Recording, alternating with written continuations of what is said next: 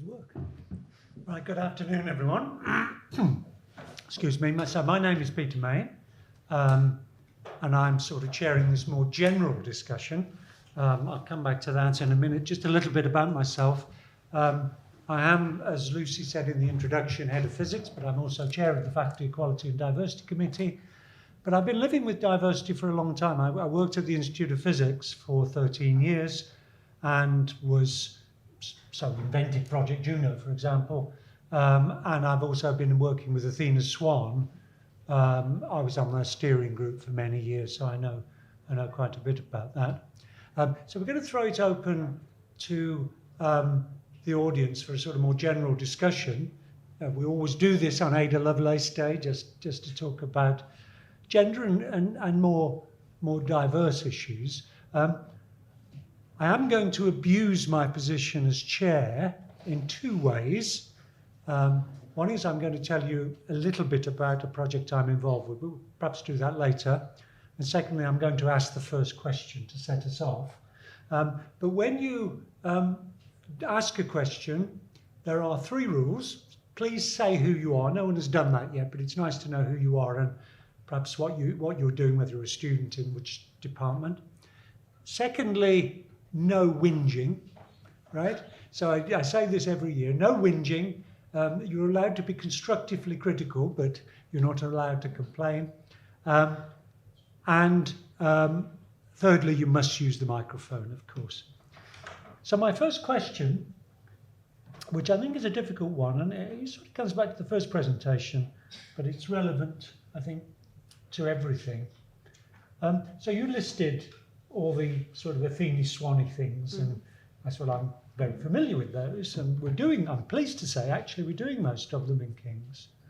But the one thing I've never managed to get a handle on, genuinely, is that academics, we know this from surveys, academics work 55 to 60 hours a week on average, and actually they are motivated by not actually, it's not because they're overworked that they do that, you may disagree, but it's actually because they want to do their research and they're motivated by peer esteem, seen to be good in the community, doing well in their subject, and actually out of sheer curiosity. And try as I may, I've not found a way of levelling that playing field, of how you, for example, many academics don't take holiday, perhaps a week a year maybe. Weekends are just, it's a joke. Good news is I can now work from home 2 days a week, Saturday and Sunday. So I don't know if you have a feel for how we can address a long hours culture that is not so much driven by requirement, but driven by people being motivated by their research. And please do shout if you think I've misrepresented it. Perhaps we should start. Yeah, I'm happy to start. I don't think I have a lot to add to what you said. I think you're completely correct, and it is a huge challenge. So, I have a colleague who is a part-time professor, and many of my other professor colleagues will say, well, how does that work? Because as you say, in the world culture, people are working quite long hours. Now, we have to be careful because sometimes we don't always work as productively as we could do. But certainly, if you try to sort of set limits and say, I'll only work a certain time, you are going to miss opportunities that you would have if you were actually willing to work longer hours. So it's challenging, particularly to kind of get to the sort of the top tracks, I would say. I very much respect colleagues of mine who are trying to make this work and who are thinking very carefully about what they do, their portfolio. I think the best kind of advice you can have is actually to think about the quality of the portfolio that you have and have a supportive kind of department around you if you're trying to sort of work part-time around children.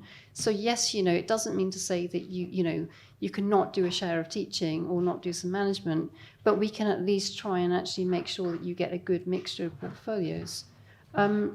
So yeah, it is challenging, but I think It's particularly challenging in physics, actually, I would say. I mean, I'm in a maths department, and there are areas of maths like statistics, pure mathematics, operational research, where in some sense the pace of research is rather slower, and it works better. Apologies if the people in the room don't agree with me that the pace is slower. It's just a different style of research, and it seems to be easier to manage there. But yeah, I'm totally with you. I don't know a single female colleague in my area of physics who works part-time. And this should be, it should be possible. Right? And there's an issue. If people are working 60 hours a week, what's part-time? Absolutely, yes. Yeah. And so if you're working 50%, that's 30 hours, and you contracted to work 37 if you're full-time. That's right. Yeah. So, I mean, my colleagues who work 0.8, they are really trying to enforce 0.8 of 37 hours, which is indeed a very small number compared to what others are doing. So, yeah.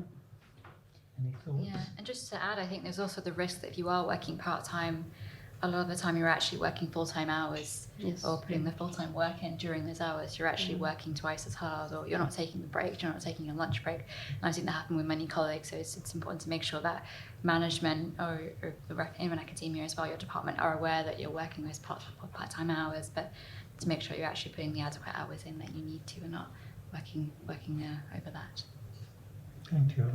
As someone who perhaps aspires to this career? I am aspiring to it.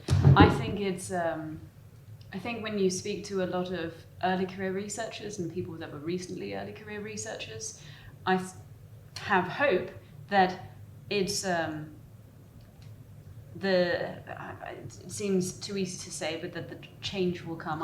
I think it's maybe not a popular opinion, but I think a lot of the time the issue stems from academics themselves. We have a system that in the end is very exclusive. A lot of people are sorted from the people that end up becoming professors or just in general having permanent positions.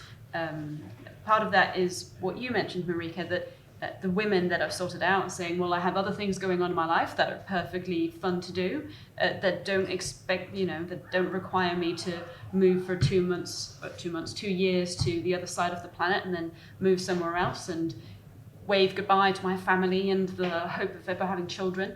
And I think if we are able to keep some of those people that have lives outside of research, that care about things on top of their research, then this change will happen.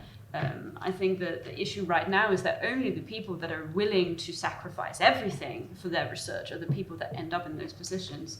And therefore you end up with people that can't think of anything better to do on a Friday night than to just go over that paper one more time. You mean there is something better to do? I will let you know. The things I could tell you if you said. No, I know, and I do remember when I was head of department at Nottingham, sitting in a staff meeting and telling my staff, for God's sake, take a holiday. And some of them just didn't take a holiday. They went to a conference and they thought that counted. Anyway, please, from the floor, lady there. So who you are and where from?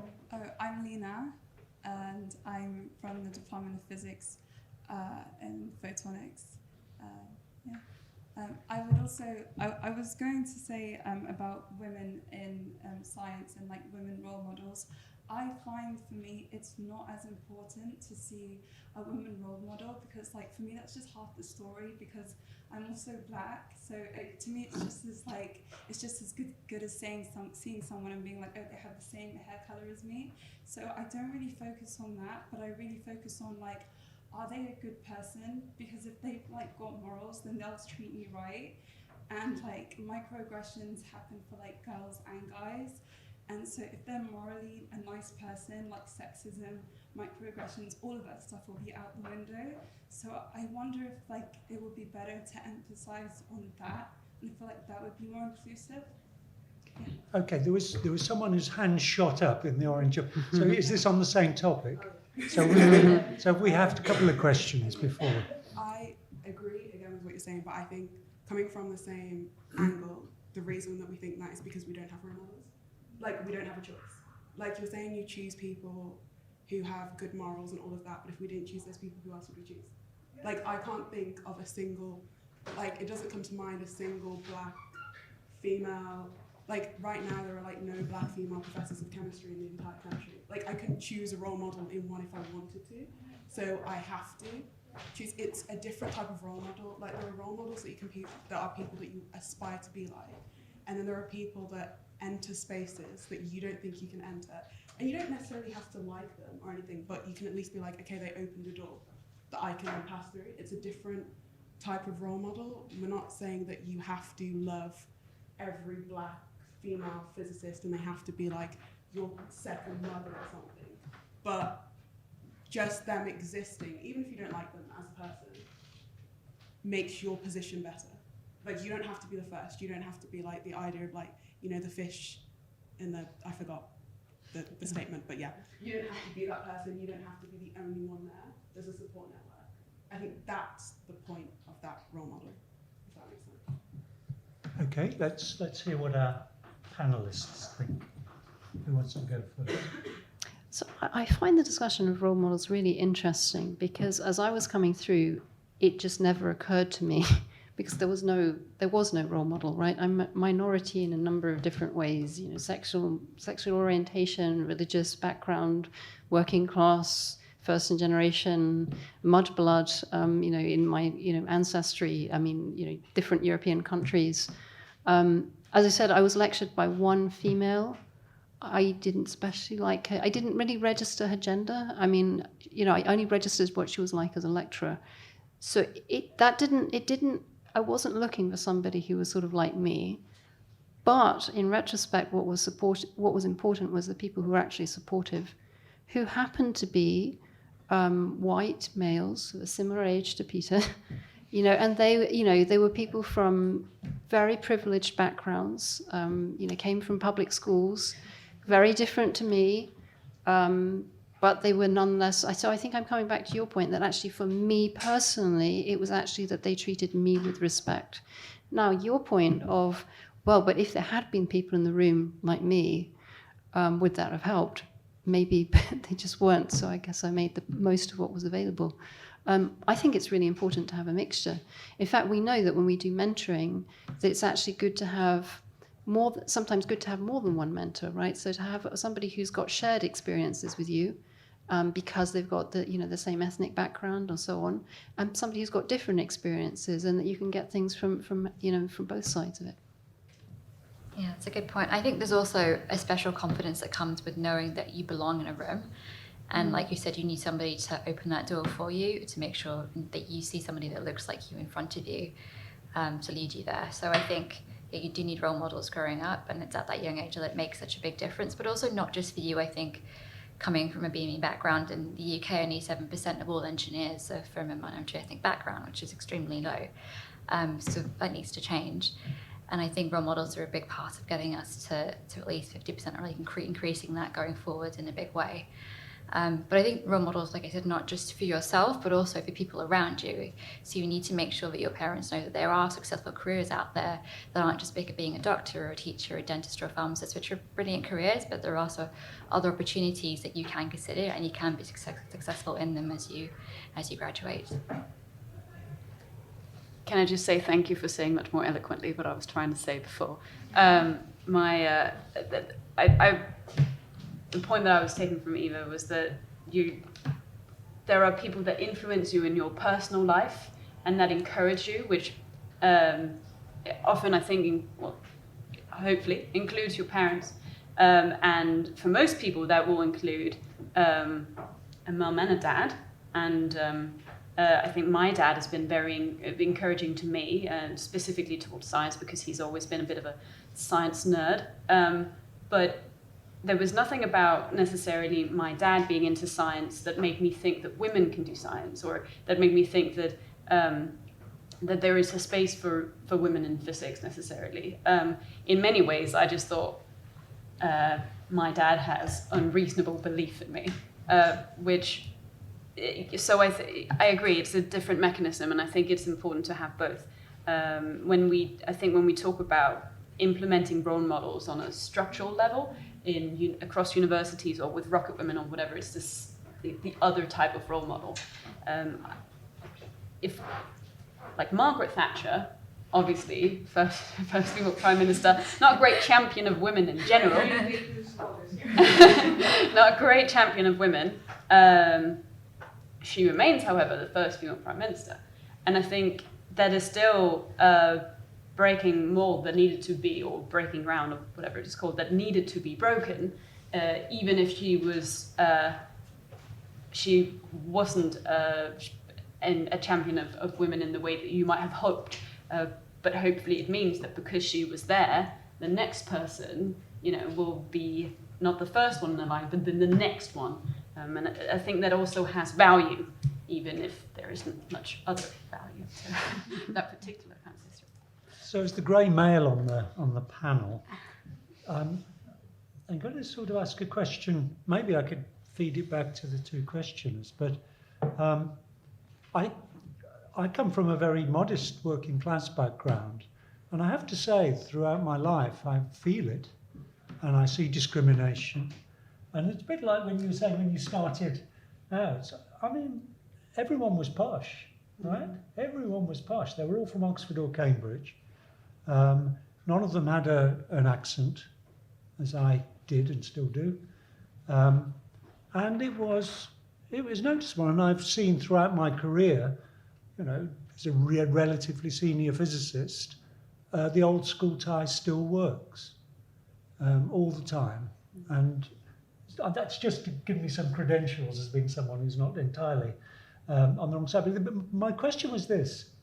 Inevitably, when you start out, whether there are a few women professors or whether there are few people from BAME backgrounds in physics, certainly in terms of senior women, I do not know, there may be, but I do not know a BAME, certainly not anyone from a Caribbean background, for example, who's a professor of physics, woman professor of physics.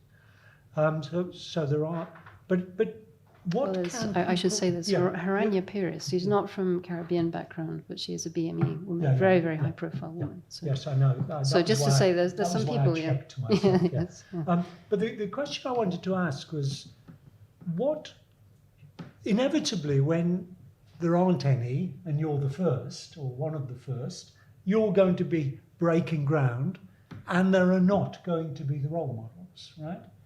Not in the narrow sense of people like you. So what can people like me do best to help? Is that a fair? I think that's a fair question, isn't it? Yeah. So what do you think? Let's throw it to the audience to see if there are any answers there while you three ponder that. Anyone with an answer? Bethan first, and then come back to one of the original questions. I like to keep Lucy moving. So just to say something positive, I think it's good to, because I've had numerous conversations with academics in the department that have been really positive, and especially like about working hours and things, and it would be nice to hear more of that positivity. And I don't know if we could do, but it's good to I think the positive voices do exist, and you can have individual conversations with people where you think, I feel really great after speaking to you and you're more senior than me, and if we could hear more of that more generally, and the conversations were louder and bigger, and that would be great, because they do exist. So. Okay. Do you want to just pass it along to one of our original questioners? I think just being supportive. So as we said, there's two different types of role models. Like most of the role models that I have at university, none of them look like me or like me on paper, but they've been key in where I am today, in supporting me and not making a big deal. I think the worst thing is saying so you're the first, and you're doing this, and it's so great that you're doing this. You should be allowed, I think as a woman, you should be allowed to exist in a space without being a political statement. You should just be seen as everyone else. You're just a woman doing science. You don't have to be a woman in science. I don't have to be a black woman in science doing this, who's doing that. I have just as much stake to make a change as you do. I think it's important just to support them as a student the way you would any other student. And I don't know if you guys agree, but I think like the best role models that I've had that don't, well, just the best role models in general, are just people who help you as a student the way they'd help anyone.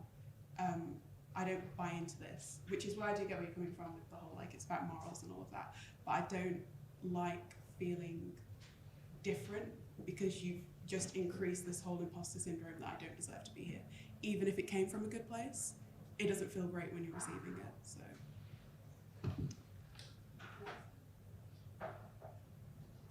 So in response to that, or to Name, please. I'm Tanya. I'm doing a PhD in informatics. In response to that, or as an added comment to that, one thing that I kind of had as a problem growing up without that many role models that were like me in science was just this constant need to prove that I was allowed to be where I was. I was the only girl in my informatics class. I was the only girl in my advanced physics class for the first time in years of there only being boys in the classes. And it was so stressful because I had to prove that I had a right to be there, and I either had to prove that women in general are smart enough to do this, or I had to prove I'm not like other women. And both of those are terrible choices and really stressful. And I also think I went through through a phase of sort of wanting to distance myself from other women, which then of course also deprived me of a bit of a support network, because you don't get that as easily among men as the only woman. So I do think it's really important for there to be people like us, whatever that means, even if they're not our sort of direct role models that we want to be like, but just so we see that we don't have this whole burden just on us of justifying our existence and justifying that we're here. So, yeah. Okay, we've got Bethany. Can I just, before you pick it up, I mean, just to sort of add to this, one of the things when we're sort of thinking about where we lose people in science. So a lot of the women who kind of stay in science were the women who actually weren't particularly bothered by the fact that they were the only women in the class. So I have two daughters. One of them has always been very much wanting to conform. So when she was in nursery and the girls weren't playing with trains, she wouldn't play with trains. She would ask for trains at home, but she wouldn't play with trains there. My other daughter is completely different. She's like, okay, well, the boys are playing with trains. Well, I'll just go and join the boys. You know, she doesn't mind being the only girl in a group of boys. Two completely different personalities, and one would find it much easier in science. And again, I think a lot of my female colleagues, we listen to what you're saying and we're like, yeah, but we weren't actually as bothered by it. Yeah, and so it's the people who, you know, in a sense, this is where you have to listen not to the people who stayed, but people who left to solve the problem. Just a point that kind of ties up what Peter asked with what you guys have said. So this is a non-scientific example, but so I played cricket, and I played cricket quite seriously for a number of years. And in the area that I came from, to do that, I needed to play with men because there wasn't that many women's cricket teams. And it's really interesting because I never saw it as an issue, and I think I just got really lucky because the particular team that I picked, I was just a friend and it wasn't an issue. And I wonder whether part of the reason I felt so comfortable was because I happened to be with a group of people who were all just extremely supportive. And if ever I would go away, would play an away game or something like, oh, there's a girl, my friends would be like, is there? Because I wasn't seen as a woman, I was seen as a member of the team. And they made that atmosphere for me just so supportive. And it just reminded me when you were saying about being labelled as like, I was never labelled as the woman in the cricket team, I was just the cricketer. And I think it made things so much easier for me and really helped me. So. I think that's a good point. I think the idea of inclusivity is it's a very hard thing to achieve, but it's everyone feels comfortable in the environment, regardless of whatever their background, whether it's gender, ethnicity, disability, social, and so on. So I'll go back to one of the first question. You wait for the mic. And then I'm going to go to the panel to see if they have anything to add. And then I'm going to steer us in another direction because I want your advice on something. I have to say, I really loved what you said at the end of it because, while I was listening to you speak, although it is totally valid, I just couldn't understand it, and I was thinking about it. I was just like, I just don't get it. And I think it is down to the personality. For me, I'm not bothered by it. For me, I think if I would be bothered, it's just added stress for no reason. If I feel like I don't have to prove it, it doesn't matter what anyone says. And if I don't think about it, it will just go away. That's how I feel. I think that's how you feel as well. But I think it's just so interesting to think for different personalities, we require different role models. Sorry, I think that's the conclusion in the end, that different personalities. And your name, Eva, is? My name is Eva from the Department of Physics. I think that's the conclusion, that different personalities require different role models, or need different roles, and both should be equally appreciated. Yeah. Okay, So my parents very usefully provided me with an older brother, and I was the girl in a family of boys. My brother went to Oxford. One of his closest friends at Oxford was George Osborne and Joe Johnson. I don't take responsibility for my brother's friends. But what it did teach me was to kind of understand when boys were sort of very self-confident.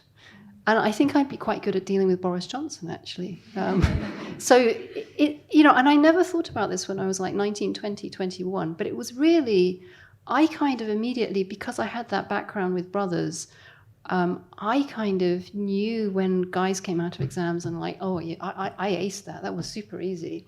Then I'm like, oh, yeah, you're just kind of boasting, I knew how to take it. And then I realized a little bit later when I had some graduate students who didn't have brothers and who didn't have the same background, they'd been to girls' schools and so on, that actually they had a different perception. They were much more less confident, and they weren't, when boys were sort of very overconfident about how they didn't know how to take it.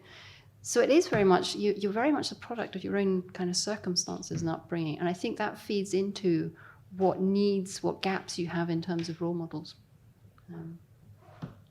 I think that's a really good point. I think just to add, I think a big part of that is your education as well, and the teachers make a big difference as to whether you're supported. So whether your physics teacher supports you or encourages you at a young age makes a difference as to whether you do actually apply to do a physics A level or choose to do something completely different as well. So I think it's really making sure that teachers have that training as well in diversity and inclusion to make sure they're aware of any pressures that are coming from home, and also how to deal with that and to talk to their students and support them. I think it's I'll make it short. I think it's a very interesting point about being, your upbringing and preparing you for being able to see through some of the characteristics of a male culture at university and beyond.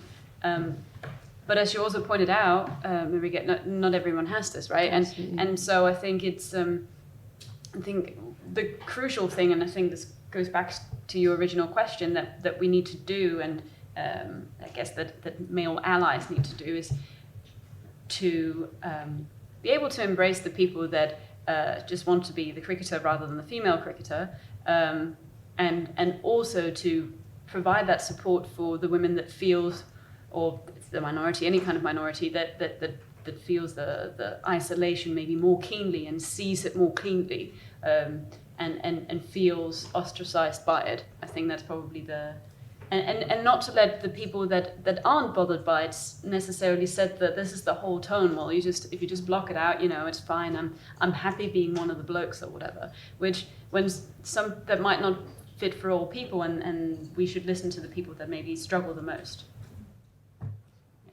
Right, I want to take us into a very difficult area, but it's one that Vinita mentioned in her presentation as an emerging issue. So, Juno and Athena Swan have changed the culture. There's still much to be done.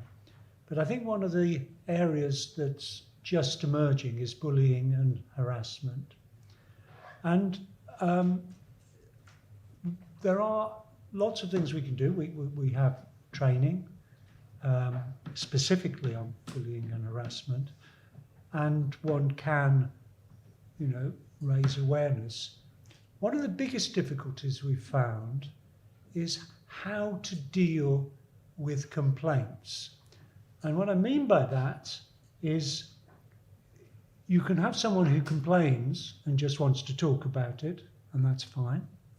Or you can have someone who complains, serious complaint, and wants to take action, official action, and one can deal with that. The difficulty is the middle ground with lots of low-level stuff where the person, this has happened to me on numerous occasions, people have come to me to complain, but actually don't want to take it any further, for good reasons, actually. And I was wondering, I'm going to go to the panel first, but you might want to be contemplating that and just to think about how best we can deal with this middle ground of something, sometimes relatively serious complaints, but where the person doesn't want to take it further. I mean, what should someone who receives a complaint like that do? Do you want to kick off? Yeah, sure. So I feel very strongly about this. In my first real international conference in the beginning of this year, I was sexually harassed at a conference by two different people who were very prominent figures in my field, in front of people that should have protected me, and it was very difficult for me to try and figure out what to do about that. After that, coming home, and also when I was there, I was dependent in the situation upon people being active bystanders rather than just bystanders. And afterwards, I was also dependent on people trying to guide me through this process of how do I complain, how do we change this without jeopardizing my own career, because that was the situation that I was in. And I was very grateful that when I did contact the organizer of the conference, she listened to me very carefully and she encouraged me all the way. And she also, in the end, took action that was separate from my complaint, which I think is the crucial bit. She decided that she wanted to tell everyone that her conference has standards, and it shouldn't be dependent on one person coming forward and saying, this has happened to me, and it was you, and it was you, and it was you, and now you three people can never go to this conference ever again. Instead, she put in place a policy that she has asked me to read through and not approve, but give my input on, so that I feel like I've seen stuff through on this, and then everyone will have to read and agree this before they go. And I think that may feel like, to some people, like a small little token, but it's, she didn't think it was happening at her conference, and the people that did it to me, I think, would not necessarily recognize their behavior as being inappropriate, but if they read this, which they have to, and see some of these examples outlined, they hopefully will recognize their own behavior in it. And I think that's a start. She, at the time, really wanted me to say who it was because she didn't want them at her conference. She wanted to protect her own students and the other people going. But at that point, I think also you have to think about the person who's complaining is putting themselves at quite a big risk. Thank you, that's excellent. Yeah, thank you for sharing that story. That's all right. I think the point that you mentioned of people around you as well, I think a big part of it is making sure that you're always believed, and also making sure the people around you are there to support you. It's because in the moment, it's when it's really crucial. And I think a big part of that is making sure that these issues are made aware of, and sometimes actions are taken, but also that we carry out unconscious bias training, and that training is carried out through educational institutions, but also younger as well, so when you're students as well. And I think that's something that is being talked about at schools today, but I think that needs to be carried out more so in the future. Well, I'm going to answer the question from sort of a head of school, head of department perspective, because I know exactly what you're describing. But I think we've actually already had picked up what you can do, which is if somebody doesn't want to take action, what you can do is identify what the problems were and go in and try and take action about those anyway. It is often quite challenging because if you don't want to identify the person who's complaining, you have to kind of formulate it more broadly, but that can actually give you an opportunity to think, okay, this may be one specific issue, but what kind of similar issues could happen, and then go in and work on it. But it is incredibly challenging, I would say. And when people do make complaints, it's very, very difficult. And the investigation procedure, even when it's carried out quite sensibly, quite sensitively, is going to be very difficult for the person who's complaining. And yeah, I completely understand why people wouldn't want to. I've had very, very serious experiences in my career which have had huge impacts upon my life, where I've never been able to complain, not even now.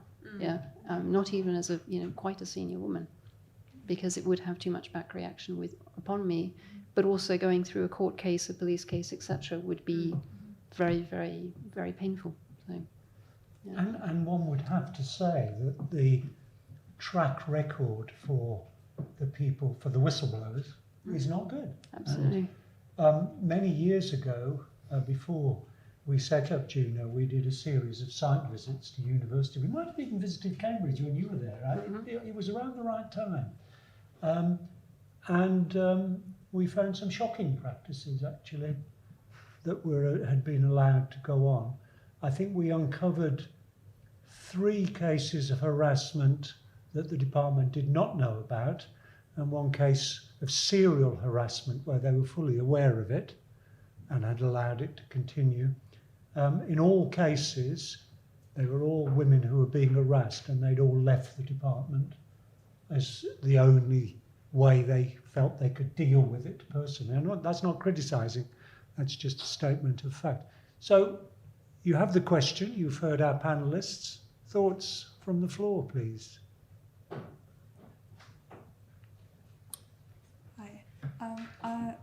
I wanted to, because I do think there's kind of like a hierarchy when it comes to harassment. Like, I think one of the hardest ones to deal with is like microaggressions, because what you said is so true. Like, they are small, they're like large in quantity, but each one individually is small enough so you kind of sound crazy if you go and report it.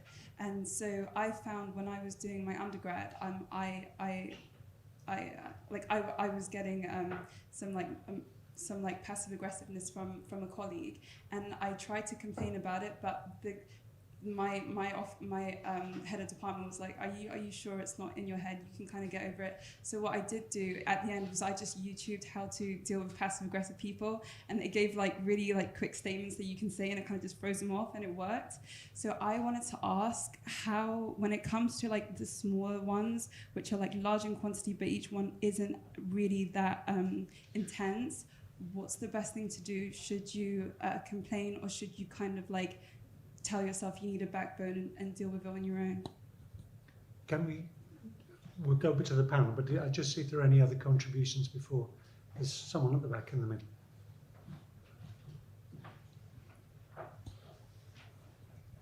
Hi. Could you say who you are, please? Oh yeah, my name's Iris. I'm doing software engineering. And I was going to say, I was just thinking about it from my point of view. If I felt the need to complain to a department about something, some kind of harassment, but if I did not want to like escalate it, or I would want to be met with a lot of empathy and compassion, and I might perhaps want to like have a follow-up to see how I'm doing, and then maybe be asked again if I do want to report more, after I've had time to like evaluate, the situation, because maybe I've had some time to reflect, and then I might want to give more information, or I might want to like actually what was the word, report who had been doing the harassing, or so that's kind of what I wanted to say, like maybe ask again in a few days, weeks, whatever the appropriate time is. Okay, I'll go back to the panel for an answer to the question or further comments. So I mean, this question, should you just, nobody should be, if something is bothering you, you don't dismiss it and just say, gosh, I've got to put up with it, right? So I think it's fine to look for strategies to deal with it. But actually, if this is a continuing pattern, to actually start keeping track of this, if you're a PhD student, to start keeping track of it, and if it's your supervisor, go to somebody else and say, you know, look, this happened this week, this was the same incident, and say, okay, there's a whole pattern here. Now, if you're dismissed, then you should be talking to somebody else, right? Because if this is having an impact on you, you know, this is not something where we can just tell you to go out of the room and just get over it, right? But actually, this kind of documenting it, I think, is a great thing. The second question, actually, that is what I do when I have people come and talk to me, which is we do have some follow-ups, and actually, it is usually true that more comes out, and there's a movement, and sometimes it will be towards actually making a sort of formal complaint, and sometimes it will actually be more about trying to find a solution to the problem, whether this is, again, maybe for PhD students, thinking about office movements, trying to solve it in the short term. I knew a case in a lab where actually there had to be somebody moved around in labs, discussions with supervisors, but it should be an ongoing discussion. If there's a serious problem, it shouldn't be, gosh, you've reported it to me and bye, I'm never going to talk to you again. It should be an ongoing discussion to actually see where is that going. Anything to add? I think with the microaggressions, with the microaggressions and also just in general bullying behavior, I think it's important, like you've done, to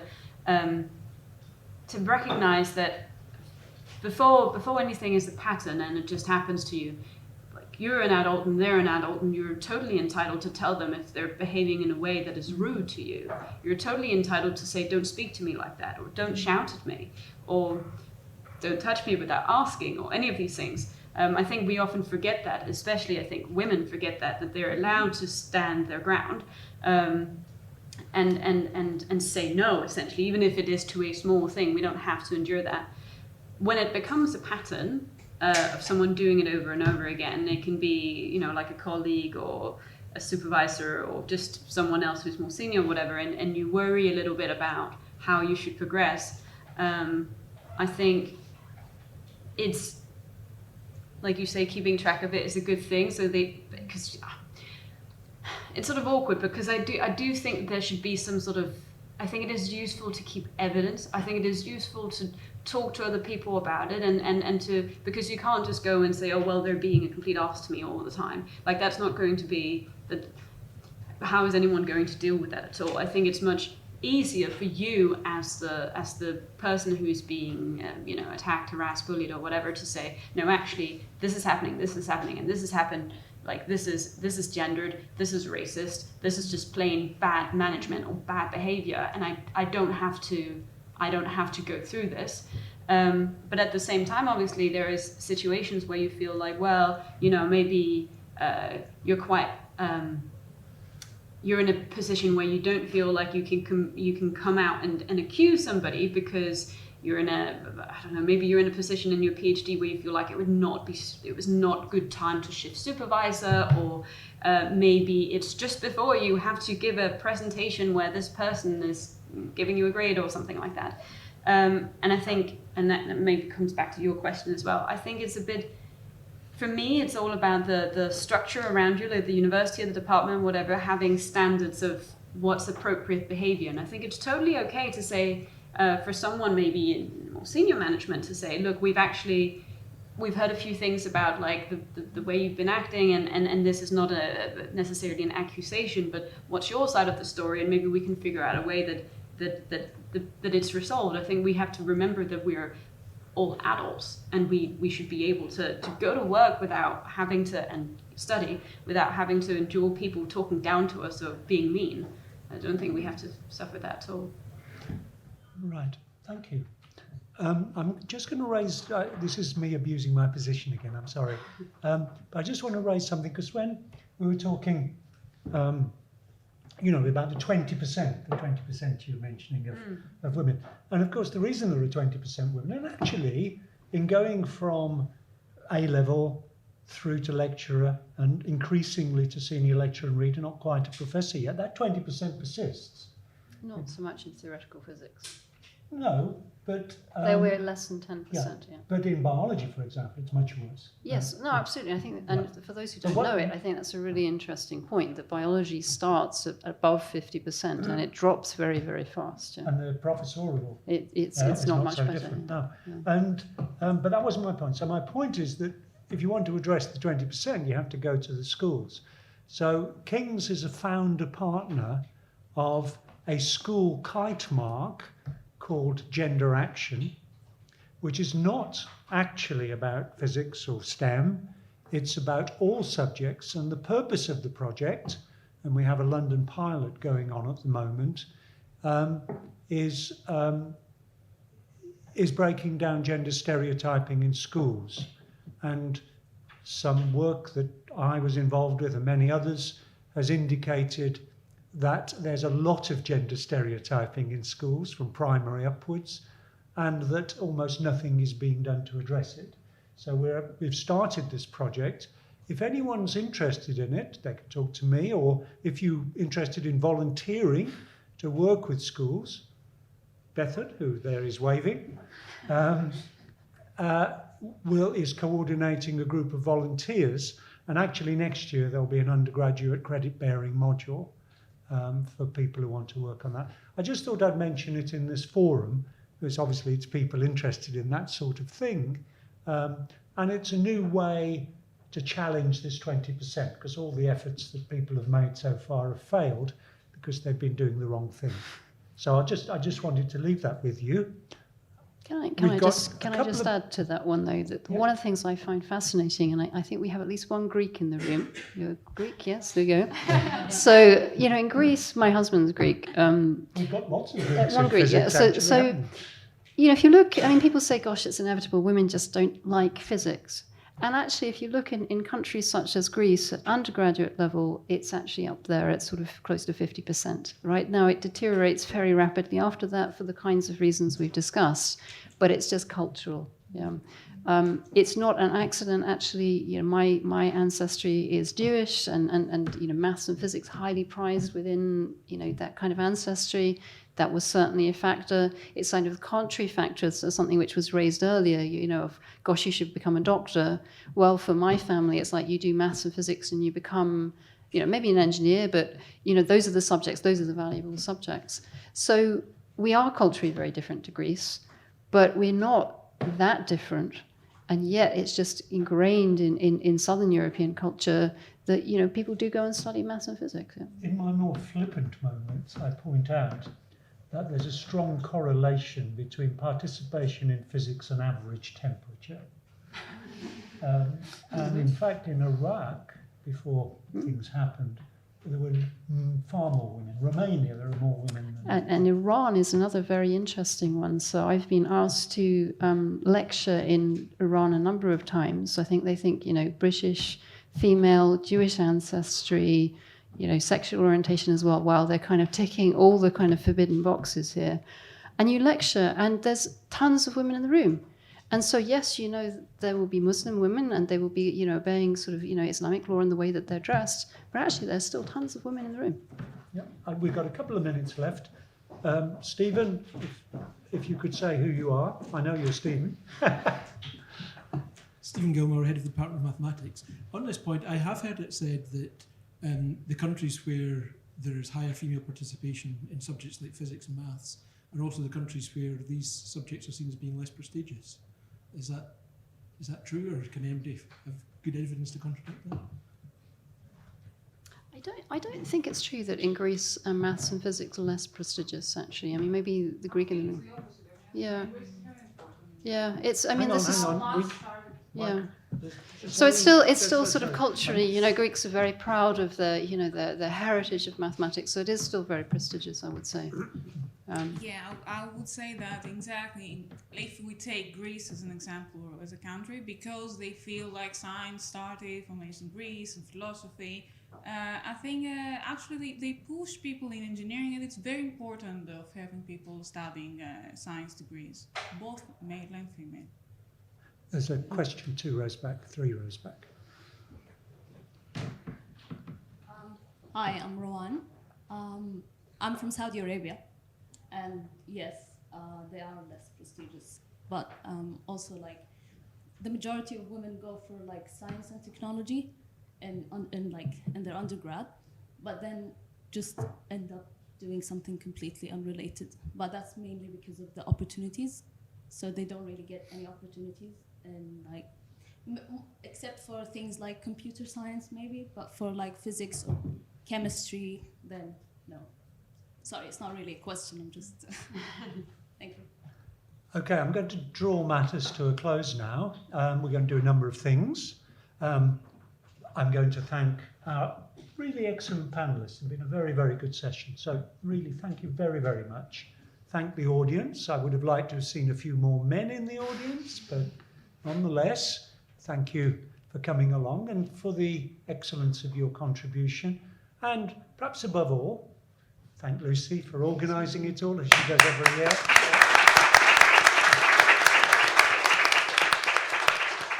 So I'll take that round of applause as covering all of those groups.